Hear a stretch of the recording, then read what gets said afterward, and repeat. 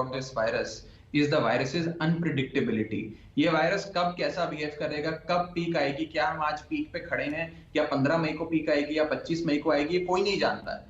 और इसीलिए हमने अपनी बेड कैपेसिटी बढ़ाने का एक संकल्प लिया है कि दिल्ली में किसी भी व्यक्ति को बेड ना मिले, ऑक्सीजन ना मिले, इस कारणवश किसी की भी मृत्यु ना हो, किसी की भी सेहत बर्बाद ना हो। हमने 21,000 बेड अभी तैयार कर दिए हैं जो चल रहे हैं इस समय दिल्ली में, लेकिन हम 20,000 और करने जा रहे हैं। हमारा संकल्प है, हम करेंगे।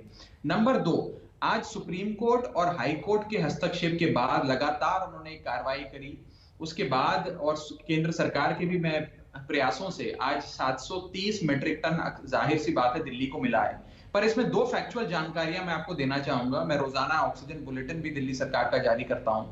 730 मेट्रिक टन में से 250 मेट्रिक टन सहित भाई ऐसा है जो एक जुगाड़ तहत आया है, यानी कि घोषित सोर्सेज जो हैं, जहां जहां से हमें मिलना था वहां से नहीं, बल्कि किसी और राज्य का हो सकता है जा रहा हो, जामनगर से उधर से डाइवर्ट कर दिल्ली तक पहुंचाया गया। तो हमारी प्रार्थना ये है, हमारी प्रार्थना ये है कि ये जो 250 मेट्रिक टन हमें आप लोगों ने दिया है, इसको परमानेंट कर दें, ताकि ये 700 मेट्रिक टन की जो रोज की लड़ाई है, ये कोई एक दिन का नहीं है कि मंगल को आ गया तो बुधवार को, बिल्कुल ठीक है, ये रोजाना चाहिए। और खत्म, बिल्कुल ठीक है। यही नहीं, जल्दी से ले लें। देखिए सचिन जी का एक रिएक्शन।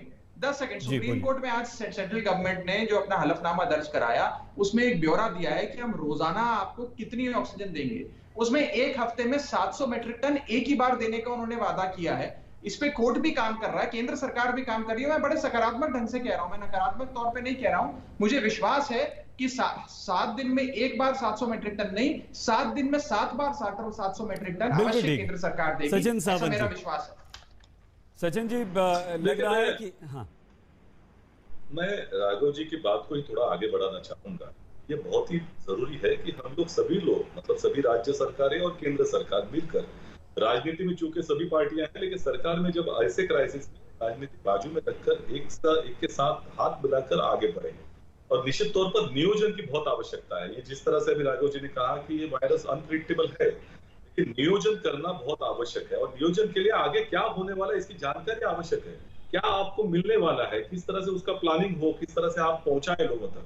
तो अभी 2-3 चीजें महत्वपूर्ण मैं रखना चाहूंगा। ऑक्सीजन आज की मात्रा में भी हम लोगों को महाराष्ट्र को 200 मेट्रिक टन कम मिल रहा है, ये वस्तु स्थिति है। महाराष्ट्र की एक इनबिल्ट कैपेसिटी है 1250 मेट्रिक टन की, और जो 500 टन जो हमें बताया गया था कि आश्वस्त किया गया था कि केंद्र सरकार देगी, अभी तक नहीं मिल रहा। लेकिन अभी तीसरे वेव में तो और लगने की कोशिश है, तो हमारी कैपेसिटी हम बढ़ाने की कोशिश जरूर कर रहे हैं। लेकिन सभी लोगों को, मतलब केंद्र सरकार को भी ये नियोजन करना होगा भविष्य में कितनी जरूरत पड़ेगी।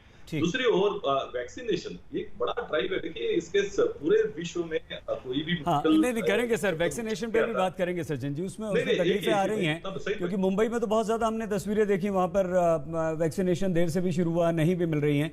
हम आएंगे सचिन भाई प्लीज आपके पास।